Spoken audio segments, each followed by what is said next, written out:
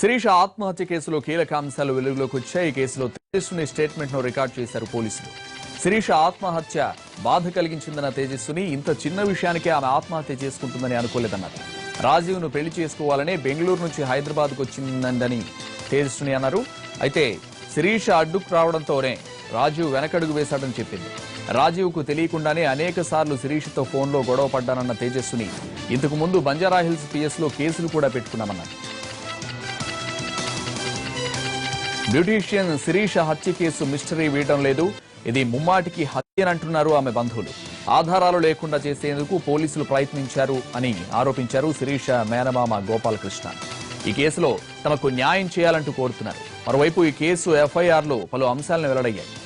ఈ నెల 12వ తేదీ మధ్యాహ్నం 2:30 శిరీష ఇంట్లో నుంచి బయటకు వెళ్లింది. మ్యారేజ్ అపాయింట్మెంట్ ఉందని సాయంత్రం వస్తానని భర్తకు చెప్పింది. రాత్రి 8:40 భర్తకు ఫోన్ చేసి తనకు లేట్ అవుతుందని తెలిపింది. రాత్రి 11 గంటలకు భర్త సతీష్ చంద్ర, కూతురు దివ్య భోజనం చేసి నిద్రపోయారు. ఎంతకీ శిరీష రాకపోవడంతో 13వ తేదీ తెల్లవారుజామున 4:10 శిరీషకు ఫోన్ చేశాడు సతీష్ చంద్ర. ఆమె కాల్ లిఫ్ట్ చేయకపోవడంతో 5:40 బేగంపేటలో తన జాబ్కు వెళ్లిపోయాడు. కానీ ఆ రోజు ఉదయం 6:40 శిరీష చనిపోయిందంటూ బంజారాహిల్స్ పోలీస్ స్టేషన్ నుంచి సతీష్ చంద్రకు ఫోన్ చేశారు పోలీసులు. సతీష్ చంద్ర ఆర్జే ఫోటో స్టూడియోకి వచ్చాడు. బెడ్ పై ఉన్న శిరీష డెడ్ బాడీని చూసిన సతీష్ చంద్ర తన భార్య ఆత్మహత్య చేసుకునేంత పిరికిది కాదంటూ పోలీసులకు ఫిర్యాదు చేశాడు.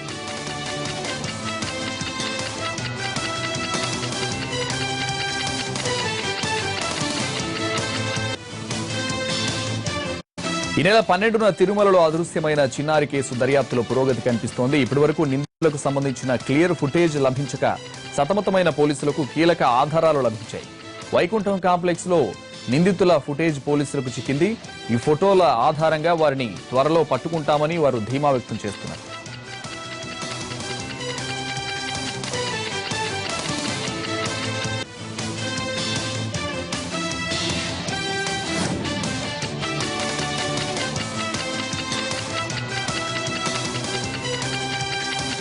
పశ్చిమ గోదావరి జిల్లా పాలకోడేరు మండలం గరగపరులో అంబేద్కర్ విగ్రహ ఏర్పాటులో వివాదం కొనసాగుతోంది. గ్రామంలోని ప్రైవేట్ స్థలంలో అంబేద్కర్ విగ్రహం ఏర్పాటును స్థానికులు అడ్డుకున్నారు. దీంతో దళితులకు గ్రామస్తులకు మధ్య గత కొంతకాలంగా వివాదం నడుస్తోంది.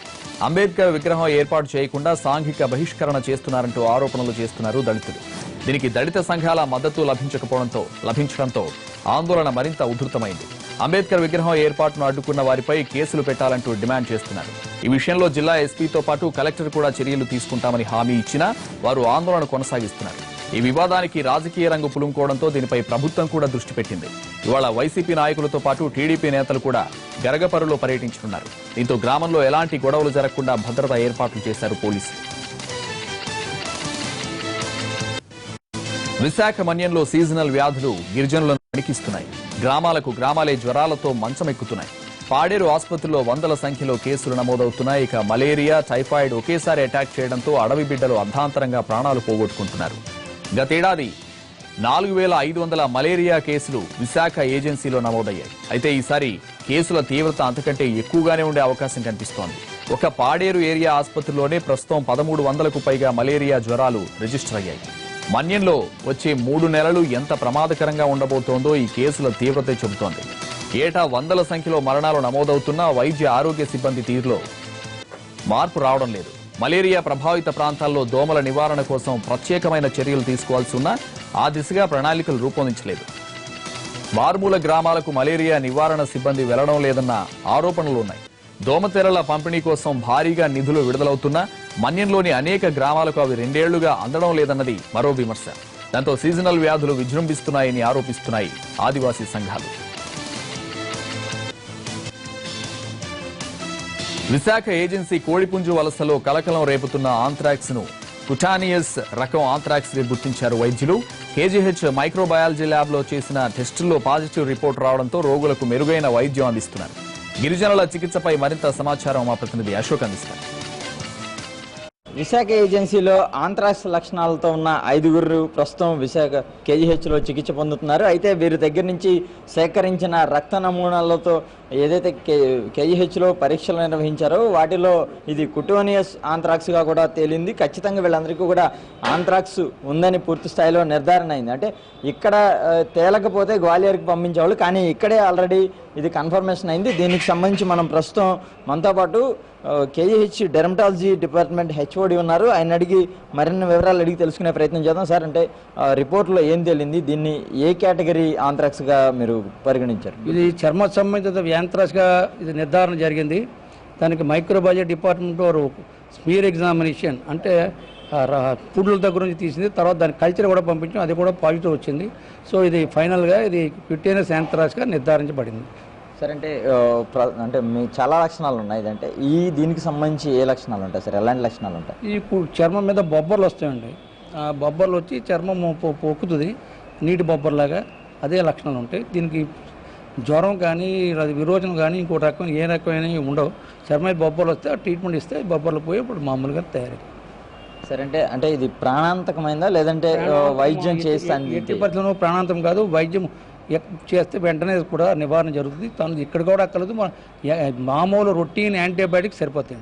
వీళ్ళ పరిస్థితి ఎలా ఉంది సార్ ప్రజెంట్ ఆరోగ్య పరిస్థితి? వాళ్ళ పరిస్థితి చాలా బాగుంది. వాళ్ళు చాలా ఇంప్రూవ్ అయ్యారు. వాళ్ళు ఏ రకమైన ఇబ్బంది లేదు, ఏ రకమైన ప్రాణాపాయ పరిస్థితి లేదు. సరే, అంటే వీళ్ళు పూర్తిగా కోలుకోవడానికి కానీ ఎన్ని రోజులు పట్టే అవకాశం ఉంది సార్? 4-5 రోజుల్లో పూర్తిగా కోలుకుంటారు. ఇప్పుడు చాలా మటు 60% ఇంప్రూవ్ అయ్యారు. పూర్తిగా మత్తలు బొబ్బర్లు కూడా పోతే వాళ్ళు మేము డిశ్చార్జ్ చేస్తాం. సరే, అంటే ఇప్పటి వరకు కూడా కేవలం ఈ 5గురేనా, ఇంకెవరన్నా లక్షణాలు ఉన్న వాళ్ళు చేయండి? ఇంతవరకు వచ్చిన 5 ఇంకా అక్కడ కూడా ఏ లక్షణాలు మాకు ఇంతవరకు ఇంటిమేషన్ రాలేదు, మాకు తెలియదు. వేరే మనం medical and health officer DMHO తర్వాత యానిమల్ హస్బెండ్ కూడా వాడు కూడా మాకేం రిపోర్ట్ చేయలేదు. సరే, అంటే ఈ ప్రధానంగా దీనికి అంటే ఎందువల్ల ఎలా వస్తుంది సార్ వాళ్ళకి? ఈ ఇన్ఫెక్టెడ్ యానిమల్స్ అంటే ఈ ఏదైతే జబ్బుతోటి చనిపోయిన యానిమల్స్ని తినటం వల్ల, జంతువులు తినటం వల్ల, అంటే ఈ గొర్రెలు కానీ మేకలు కానీ గొడ్లు కానీ తింటే వీళ్ళకి ఈ జబ్బు వచ్చే ఆస్కారం ఎక్కువగా ఉంది. అయితే మనం చూస్తే కనుక ఏదైతే ఈ కోడిపుంజు వలసలో ఆంథ్రాక్స్ లక్షణాలతో ఉన్న 5గురు ఉన్నారు, వీళ్ళందరికీ కూడా అయితే ప్రస్తుతం చికిత్స అందిస్తున్నాము. మరొక 5-6 రోజుల్లో వీళ్ళు పూర్తి స్థాయిలో కోలుకుంటారని చెప్తున్నారు. ప్రధానంగా వీళ్ళందరూ చూస్తే ఒక 20 రోజుల క్రితం చనిపోవడానికి సిద్ధంగా ఉన్న ఒక మేకను తినడం వల్లే జరిగింది. అయితే ప్రధానంగా మేకను తినడం కన్నా కూడా ఆ మేకను ఏదైతే ముక్కలుగా కోసారో వీళ్ళందరికీ ఈ 5గురికే ప్రధానంగా ఈ లక్షణాలు కనిపించాయని చెప్పుకోవచ్చు. ఎందుకంటే యాంథ్రాక్స్లో చాలా రకాలు ఉన్నప్పటికీ కూడా వీళ్లకు సోకినది మటు కుటోనియస్ యాంథ్రాక్స్గా వైద్యులు నిర్ధారించారు. ఇది చిన్న మచ్చతో మొదలై బొబ్బలు వస్తాయి, అనంతరం రోజుల వ్యవధిలోనే పుళ్ళుగా మారుతుంది. ఇక్కడ మనం చూస్తున్న 5గురి పరిస్థితి కూడా అలాగే ఉందని చెప్పుకోవచ్చు. అయితే ఇదంతా ప్రాణాంతకమైనది అయితే కాదు, ఖచ్చితంగా దీనికి చికిత్స ఉంది. అయితే ప్రస్తుతం దీనికి సంబంధించి పూర్తి స్థాయిలో పరీక్షల్లో కూడా ఇది అంటే పాజిటివ్ రిపోర్ట్ వచ్చింది. అంటే ఖచ్చితంగా వీళ్ళందరికీ కూడా కుటోనియస్ ఆంథ్రాక్స్ ఉందని నిర్ధారించారు. అయితే వీళ్ళకి పూర్తి స్థాయిలో వైద్యం అయితే అందిస్తాము. మరొక వారం రోజుల్లో వీళ్ళని పూర్తిగా కోలుకుని వాళ్ళ ఇళ్లకు పంపించే ప్రయత్నం అయితే చేస్తామని వైద్యులు చెప్తున్నారు. ఇది కూడా నా తాజా పరిస్థితి. కెమెరా పర్సన్ శివాతో అశోక్ ఎన్టీవీ, విశాఖపట్నం. విశాఖ ఏజెన్సీలోని ఆంథ్రాక్స్ జాడలు కనిపించిన గ్రామాల్లో భూసార పరీక్షలు చేస్తున్నట్టు చెప్పారు మంత్రి గంటా శ్రీనివాసరావు. ఆంథ్రాక్స్ నివారణ కోసం గ్వాలియర్ నిపుణుల బృందంలో అధ్యయనం చేస్తున్నామని, అలాగే ఏజెన్సీలో ప్రత్యేక వైద్య బృందాలను నియమించామని వివరించారు. విశాఖ కేజీహెచ్లో చికిత్స పొందుతున్న ఆంథ్రాక్స్ బాధితులను పరామర్శించారు గంటా.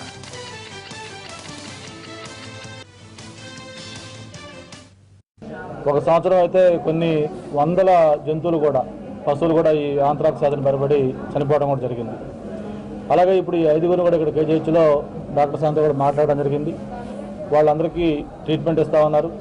అంతేకాకుండా ఈ డిఆర్డిఏ గ్వాలియర్ దగ్గర ఏదైతే దీనికి సంబంధించిన ఎనాలిసిస్ చేసి మొత్తం వాళ్ళు దీన్ని నోటిఫై కూడా చేస్తారు, ఫలాని ఏరియాలో ఫలాని క్వాలిటీస్ ఏమని అని చెప్పి. దానికి కూడా ఈ శాంపిల్స్ అవన్నీ వాళ్ళు చేసినవి కూడా పంపిస్తూ ఉన్నారు. త్వరలోనే వాళ్ళు కూడా రిపోర్ట్ ఇస్తారు. రిపోర్ట్ ఇచ్చి వాళ్ళు కూడా అక్కడ గ్రౌండ్ కండిషన్ ఏంటి, వాటర్ ఎలా ఉంది, ఏ విధంగా ప్రికాషన్స్ తీసుకోవాలి, ఇవన్నీ కూడా వాళ్ళు కూడా సజెస్ట్ చేస్తారు. అందుకే నేను మెడికల్ డిపార్ట్మెంట్ వాళ్ళని అందరూ కూడా కోరుతా ఉన్నాను. మనం మైదానం ప్రాంతంలో ఎలాగైతే కాన్సన్ట్రేట్ చేసి ఇటువంటి రాకుండా జాగ్రత్తలు తీసుకుంటున్నాము, ఏజెన్సీ ప్రాంతంలో కూడా ఇది పెద్ద ఎత్తున చేయాల్సిన అవసరం ఉంది. ఇప్పుడు అక్కడ నేను పేషెంట్స్తో మాట్లాడాను. ఒక అతను అయితే బీఈడీ చేసిన చదువుకున్న అతను కూడా ఏదో తక్కువ రేటుకు వస్తుంది మాంసం అని చెప్పని అది చనిపోయిన దేనికి సంబంధించిన మాంసాన్ని కొనుక్కోవటం, దాన్ని ఎవరైతే తాకి దాన్ని చేశారో వాళ్ళందరూ కూడా చేతులకి అలాగే వేళ్ళకి ఇట్లా రకరకాల ప్రాంతాల్లో ఇవి వచ్చినాయి. అవన్నీ కూడా ట్రీట్మెంట్ చేస్తూ ఉన్నారు. దీన్ని కలెక్టర్ గారితో కూడా మాట్లాడడం జరిగింది. కలెక్టర్ గారు రేపు స్వయంగా ఆయన ఏజెన్సీ మండలం కూడా తిరిగి వస్తా అన్నాడు. అలాగే మెడికల్ టీమ్స్ అక్కడ అలర్ట్గా. సంగారెడ్డి జిల్లాలో ఆర్టీసీ డిఎం ఆత్మహత్య కలకలం రేపుతోంది. నారాయణ్ ఖేడ్ బైపాస్ రోడ్డు పక్కన పురుగుల మందు తాగి ఆత్మహత్యకు పాల్పడ్డాడు. మహేందర్ రెడ్డి మృతదేహం రోడ్డుపై పడి ఉంది. కరీంనగర్కు చెందిన మహేందర్ రెడ్డి 2 రోజుల కిందట సెలవుపై వెళ్లాడు. ఆయన ఆత్మహత్యకు గల కారణాలు తెలియాల్సిందే.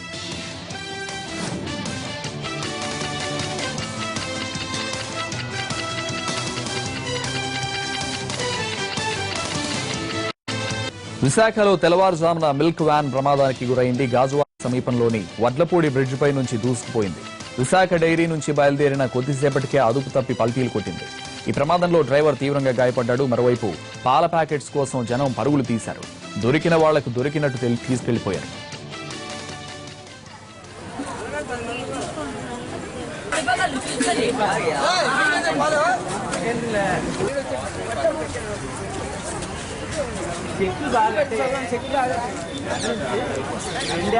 స్వచ్ఛమైన పాలు చిన్న పొరపాటు భారీ నష్టాన్ని మిగిల్చింది. కడప జిల్లా ప్రొద్దుటూరులో మహిళ గ్యాస్ అయిపోవడంతో మరో గ్యాస్ సిలిండర్ను పెట్టి సరిగ్గా బిగించకుండానే వెలిగించడంతో ఒక్కసారిగా మంటలు చెలరేగాయి. పక్కనే ఉన్న మరో 2 ఇళ్లకు మంటలు వ్యాపించాయి. స్థానికులు మంటలు ఆర్పేందుకు ప్రయత్నించినా ఫలితం లేకపోయింది. ఫైర్ సిబ్బంది వచ్చే ఇప్పటికే మంటలు ఇళ్లకు వ్యాపించి కాలిపోయాయి. ఇళ్లలో ఉన్న 50,000 నగదు, బంగారు ఆభరణాలు అగ్నికి ఆహుతయ్యాయి. మొత్తంగా 5 లక్షల మేర నష్టం జరిగినట్లు బాధితులు తెలిపారు.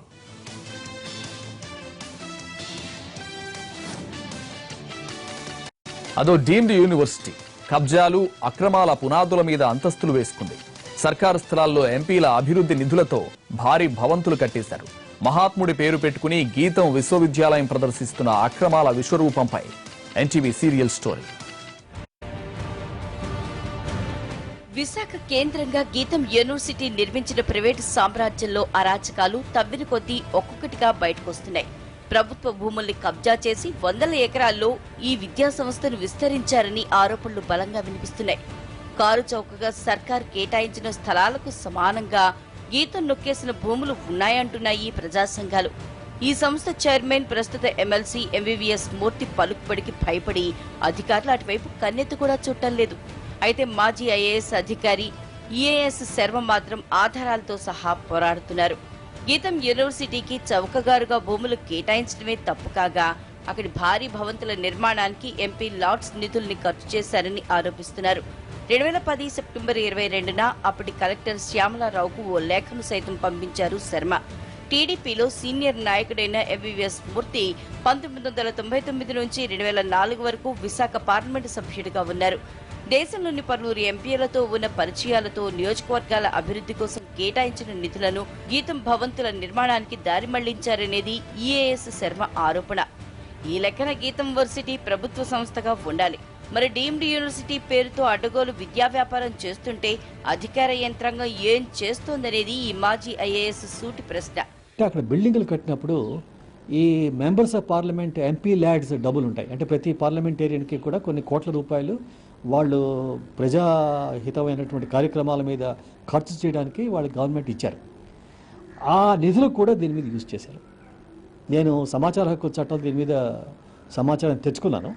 సో ఒక విధంగా అంటే భూమి ఇచ్చినప్పుడు దాంట్లో కొంత కన్సెషను, అలాగే ఎంపీ నిధులు అంటే అవన్నీ ప్రజాధనం, అది కూడా ఈ గీతం యూనివర్సిటీ స్పెండ్ చేశారు. కానీ మరి అవన్నీ చేసినప్పుడు అది గవర్నమెంట్ యూనివర్సిటీగా ఉండాలి, నిజంగా గవర్నమెంట్ మెజారిటీ షేర్గా ఉండాలి. ఎందుకంటే దీని తాలూకు మార్కెట్ వాల్యూ, భూముల తాలూకు మార్కెట్ వాల్యూ చాలా ఉంది. అయినా కూడా ప్రైవేట్ యూనివర్సిటీ అన్నారు. ప్రైవేట్ యూనివర్సిటీ అని పేదవాళ్ళకి ఫీజులో కన్సెషన్ పెద్ద ఏమీ ఇవ్వలేదు. గీతంలో విద్యా ప్రమాణాల మాట ఎలా ఉన్నా ఫీజుల మోత మాత్రం మోగిపోయింది. Engineering, medicine, PG, UG course ఏదైనా ఈ సంస్థ యాజమాన్యం నిర్ణయించేదే రేటు. వాస్తవానికి ప్రభుత్వ ఆస్తులు, నిధులతో నిర్మాణం జరిగే ఈ సంస్థలో రూల్ ఆఫ్ రిజర్వేషన్స్ అమలు చేయాలి. ఫ్రీ అడ్మిషన్లు, ఉద్యోగాలు, సీట్ల కేటాయింపుల్లో రిజర్వేషన్లు, ఫీజు రియంబర్స్మెంట్వి అందుబాటులోకి తీసుకురావాలి. ఎంపీ లాట్స్తో భవన నిర్మాణం నిజమే అయితే అందుకు గీతం కూడా మినహాయింపు కాదు. కానీ డీమ్డ్ యూనివర్సిటీ ముసుగులో గీతం యాజమాన్యం వీటిని అస్సలు పరిగణలోకి తీసుకోవటం లేదు.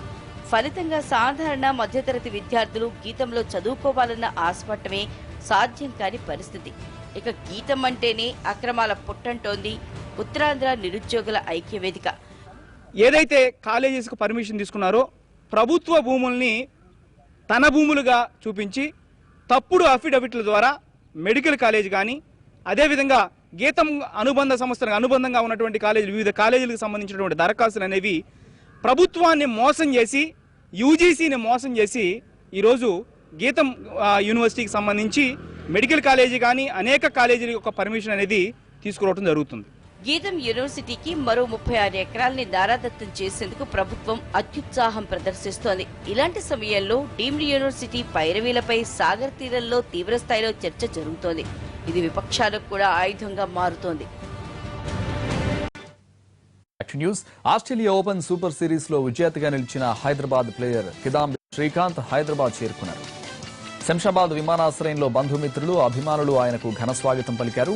పట్టుదల శ్రమకు లభించిన ఫలితమే ఈ గెలుపన్నారు శ్రీకాంత్. తన తర్వాతి లక్ష్యం ఆగస్టులో జరిగే ప్రపంచ ఛాంపియన్షిప్ అని, దాదాపు 6 వారాల పాటు పూర్తిగా దానిపైనే దృష్టి పెట్టి సిద్ధమవుతానన్నారు.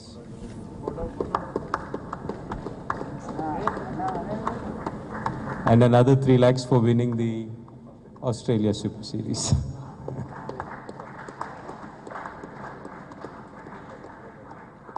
We also have a check for thanks to all the team there, who really helped me stay fit for the whole 2 weeks. And then I would really like to thank Sports Authority of India, Government of India, and Badminton Association of India for being so supportive. And our new president sir has been really very supportive. He was very kind. I know he used to he was very supportive from the day one has taken over as president. So I would really thank everyone and IDBI for hosting these things and encouraging us to do well every time in the tournaments. Indonesia Australian opens లో శ్రీకాంత్ సాధించిన వరుస విజయాలు తమకు చాలా ఆనందాన్ని ఇచ్చాయంటున్నారు అతని తల్లిదండ్రులు. మ్యాచ్ల కారణంగా శ్రీకాంత్ తమకు దూరంగా ఉంటున్నా అతను సాధిస్తున్న విజయాలు తమకు గర్వకారణంగా ఉన్నాయంటున్న అతని తల్లిదండ్రులు కృష్ణ, రాధలతో మా ప్రతినిధి రవి ఫేస్ టు ఫేస్. పిల్లలు సాధించిన విజయాలే పేరెంట్స్కు ఉత్సాహాన్ని ఇస్తాయని చెప్తారు. కిదాంబి శ్రీకాంత్ తెచ్చినటువంటి వరుస విజయాలతో కూడా శ్రీకాంత్ పేరెంట్స్ చాలా సంతోషంగా ఉన్నారు. సార్, శ్రీకాంత్ ఎప్పుడు విజయం సాధించడం మీకు కాల్ చేయగానే ఎంతో ఉత్సాహంగా మీరు మాట్లాడేవాళ్ళు. సో ఇప్పుడు వరుస విజయాలు ఎలాంటి ఆనందాన్ని ఇచ్చాయి? బాగా ఆనందంగా ఉందండి. అది కూడా బ్యాక్ టు బ్యాక్. మీరు అంటే చూసినట్టయితే సింగిల్స్ ప్లేయర్లు ఇండోనేషియా కొట్టి ఫాలోడ్ బై ఆస్ట్రేలియాలో కొట్టిన singles player either in female category కానీ మేల్స్ కేటగిరీ కానీ ఎవరు లేరు. డబుల్స్లో 2014లో ఉన్నారని కామెంటేటర్ చెప్పారు. సింగిల్స్లో అయితే ఫస్ట్ శ్రీకాంత్, అది కూడా ఒక రకమైన వరల్డ్ రికార్డు మనవాడిది. 3 కాన్సిక్యూటివ్ ఫైనల్స్కి రావటం, అదొక వరల్డ్ ఫిఫ్త్ ప్లేయర్గా నిలబడటం, అది కూడా ఒక వరల్డ్ రికార్డు. ఆ వరల్డ్ రికార్డ్ మన తెలుగు వాడికి చెందటం అనేది చాలా గర్వంగా ఉంది. అది కూడా మా అబ్బాయి అవ్వటం ఇంకా ఆనందంగా ఉంది. సార్, ఇందాక శ్రీకాంత్ అన్నాడు, సో నేను విజయం సాధించినప్పుడు ఈవెన్ సింధు కూడా విన్ అవ్వలేదు అని చెప్పేసి. సో కేవలం లేడీస్కు లేకపోతే గ్లామర్కి ఇందులో ఇంపార్టెన్స్ ఇచ్చి వాళ్ళ పేర్లు పైకి వస్తున్నాయి, మెన్స్కి అంత ఇంపార్టెన్స్ లేదు బ్యాడ్మింటన్లోనే అని అనుకోవచ్చా? అలాంటిది ఏం లేదండి. జస్ట్ మీరన్న దాని క్వశ్చన్ ఆన్సర్ కూడా మీ దీంట్లోనే ఉంది. బట్ నా ఒపీనియన్లో this is an individual event. Individual ఈవెంట్లో గెలిస్తే ఇవాళ మీరు వచ్చి ఒక 5 minutes చేస్తారు, or else 1 or 2 days. But as far as Olympics అన్నది, వరల్డ్ ఛాంపియన్షిప్ అన్నది ఇండియాకి సంబంధించింది. ఆ క్రెడిట్ సింధు గెలవాల, ఇండియా గెలిచింది అన్నది వస్తుంది కాబట్టి, త్రూ అవుట్ ఇండియాలో వచ్చింది కాబట్టి అది పెద్ద మేజర్ ఈవెంట్ కాబట్టి దాని క్రెడిట్ దానిదే. It's not the matter of whether అమ్మాయా అబ్బాయి అన్నది కాదు. ఒలింపిక్స్ అన్నది ఎప్పుడైనా బెటర్ ఏంటంటే కంట్రీకి రిప్రజెంట్ చేసింది ఈ హైట్స్లో ఉంటుంది ఇండివిజువల్గా కంటే కూడా. ఇప్పుడు శ్రీకాంత్ ఎలా చూడాలనుకుంటున్నారు సార్? ఎలాంటి విజయాన్ని మీరు శ్రీకాంత్ నుంచి ఆశిస్తూ ఉన్నారు? ఈ ఫామ్ ఇంకా ఇట్లాగే కొనసాగుతూ ఆగస్టులో జరిగే వరల్డ్ ఛాంపియన్షిప్లో మెడల్ సాధించి, మన భారతదేశం నుంచి రైట్ బ్యాక్ చాలా ఏళ్ల కింద నుంచి వరల్డ్ ఛాంపియన్షిప్లో మెడల్ లేదు, ఆ మెడల్ సాధించి ఇదే ఫామ్ కొనసాగిస్తూ 2020లో జరిగే ఒలింపిక్స్లో మెడల్ సాధించి భారతదేశానికి మంచి పేరు ప్రతిష్టలు తేవాలన్నది నా కోరిక. మేడం, శ్రీకాంత్, అందగోపాల్ ఇద్దరు ఇంటికి దూరంగా, మీరేమో గుంటూరులో, వాళ్ళేమో హైదరాబాద్లో. అందులోనూ వాళ్ళు స్పోర్ట్స్ మ్యాన్స్. వాళ్ళకి ఏ రోజైనా నేను ఉండాలి, వాళ్ళ ఫిట్నెస్ చూసుకోవాలి, లేకపోతే వాళ్ళకు కావాల్సినటువంటి ఫుడ్ పెట్టాలి, అలా మిస్ అయ్యానని ఎప్పుడైనా అనిపించింది? యాజ్ ఉంటుందండి, అది ఖచ్చితంగా ఉంటుంది. అంటే మనం దగ్గర ఉంటే టైంకి డైట్ అది మనం చూసేవాళ్ళమేమో అన్నది ఆలోచన ఉంటుంది. బట్ ఏంటంటే మనకి అవకాశం లేదు కాబట్టి దాన్ని వాళ్ళే పాపం చాలా జాగ్రత్తగా బ్యాలెన్స్ చేసుకొని ఇట్లా ఇంతవరకు తీసుకొచ్చారు. అంటే వాళ్ళ విజయాలే మీతో ఉన్నట్టుగా అనిపిస్తూ ఉంటుంది. అనిపిస్తుంది, రోజు మాట్లాడతాం కదండి. సో అని చెప్పి పిల్లల్ని ఎప్పుడు మిస్ అయ్యామనేది లేదు. ఉంటుంది అది వేరే, ఎందుకంటే దూరంగా ఉన్నారంటే అది ఇది వేరు. కానీ ఏంటంటే దగ్గర వచ్చి వెళ్తుంటాము, చూసి వెళ్తుంటాము. సో గోపి సార్ కానీ వాళ్ళ మదర్ కానీ వీళ్ళందరూ చూస్తుంటారు. సో అంచేత అందరి పిల్లలతోటి ఉంటారు కాబట్టి అందరు వాళ్ళిద్దరూ ఒకచోట ఉంటారు కాబట్టి మా పిల్లలిద్దరూ ఫస్ట్ నుంచి ఇద్దరు ఒకచోటే ఉన్నారు కాబట్టి ఎప్పుడు వాళ్ళు లోన్లీగా ఫీల్ అవ్వలేదు. మన ఇండోనేషియా నెక్స్ట్ ఆస్ట్రేలియా 2 మ్యాచెస్ చూసి ఫైనల్ విన్ అవ్వగానే మీకున్నటువంటి అనుభూతి ఎలా అనిపించింది మేడం ఆ టైంలో? చాలానండి, అది ఎందుకంటే ఇంత గ్యాప్ తర్వాత, లాంగ్ గ్యాప్ తర్వాత, ఒకటి రెండోది ఇంజురీ తర్వాత ఆడి వెంటనే గెలవటం అనేది అది మామూలు విషయం కాదు కదా. సో అంచేత దానికి చాలా గర్వంగానే ఉంటుంది ఒక రకంగా. Thank you. శ్రీకాంత్, నందగోపాల్ ఇద్దరు కూడా బ్యాడ్మింటన్లో రాణిస్తుండడం మాకు ఇదే విజయాన్ని ఇస్తుందని చెప్తున్నారు. ఇద్దరు పుత్రులు కూడా బ్యాడ్మింటన్లో అగ్రస్థానానికి వచ్చారు. వరుసగా ఇండోనేషియా అండ్ ఆస్ట్రేలియా ఓపెన్ విజయం సాధించినప్పుడు అయితే వాళ్ళ ఇంటికి దూరంగా ఉన్నప్పటికీ కూడా వాళ్ళ విజయాలు మాత్రం మాతో ఉన్నట్టుగా ఫీల్ అవుతున్నాం అని చెప్తున్నారు. కెమెరామెన్ లక్ష్మణ్తో రవికుమార్, ఎన్టీవీ, హైదరాబాద్. లండన్లో బోనాల సందడి మొదలైంది. సంప్రదాయబద్ధంగా పూజలు నిర్వహించి లండన్ వీధుల్లో తొట్టెల ఊరేగింపు లష్కర్ బోనాలకు ఏమాత్రం తీసిపోకుండా ప్రవాస తెలంగాణ బిడ్డలనే కాకుండా స్థానికులను సైతం మంత్రముగ్ధులను చేసింది. గతంలో ఎన్నడూ లేని విధంగా ఉత్సవాలు జరుపుకోవడం ఆనందంగా ఉందన్నారు ఇండియన్ హై కమిషన్ ప్రతినిధి విజయ్ వసంత. ఆడబిడ్డలందరూ బోనాలతో లండన్ వీధుల్లో ఊరేగింపు నిర్వహించారు. తెలంగాణ సంస్కృతిని ప్రపంచానికి చాటి చెబుతున్న తీరును ప్రశంసించారు. ఓ పక్క వ్యక్తిగతంగా రోజువారీ పనుల్లో బిజీగా ఉన్నప్పటికీ మన సంస్కృతిని విదేశాల్లో సైతం ఎలుగెత్తి చాటడం గర్వంగా ఉందన్నారు.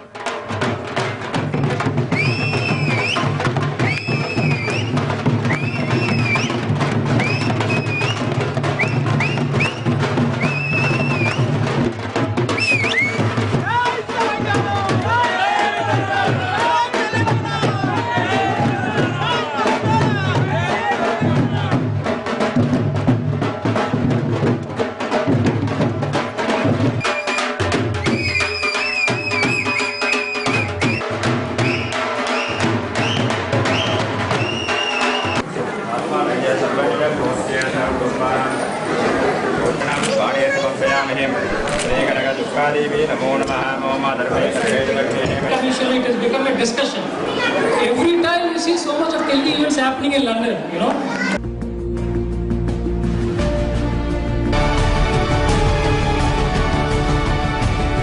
ఒకసారి we support అంటే వీవర్స్ అని చేసి చెప్పండి. We support. జై తెలంగాణ. ఏకకాలంలో మనం అందరం కూడా అండగా ఉండాల్సిన బాధ్యత ఉందని మరొకసారి గట్టిగా అందరూ చేతులు ఎత్తుదాం. We pledge and we support. Thank you very much, sir. Thank you all. Tirupati Alipiri పాదాల మండపంలో ఈ తెల్లవారుజామున టీటీడీ హిందూ ధర్మ ప్రచార పరిషత్ ఆధ్వర్యంలో మెట్రోత్సవ కార్యక్రమం వైభవంగా జరిగింది. ఏపీ, తెలంగాణలతో పాటు తమిళనాడు, కర్ణాటక రాష్ట్రాల నుండి వచ్చిన 3000 మంది భజన మండళ్ల సభ్యులతో ఈ కార్యక్రమం నిర్వహించారు. ఉడిపి పీఠాధిపతి ఆధ్వర్యంలో మెట్లోత్సవ పూజలు నిర్వహించారు. అనంతరం భజన మండళ్లు గోవిందనామ స్మరణలు, భజనలు చేస్తూ తిరుమలకు కాలినడకన బయలుదేరారు.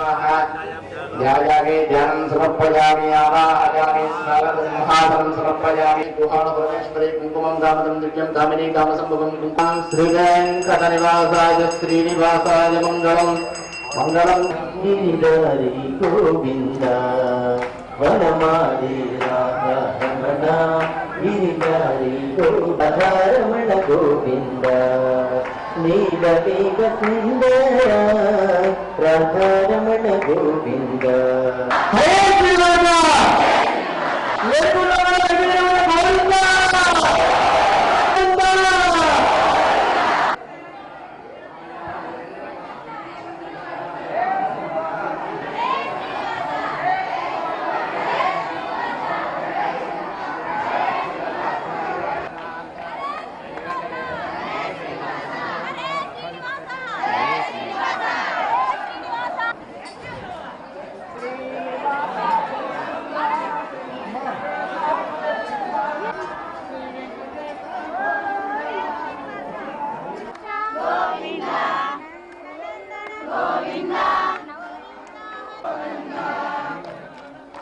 గోవింద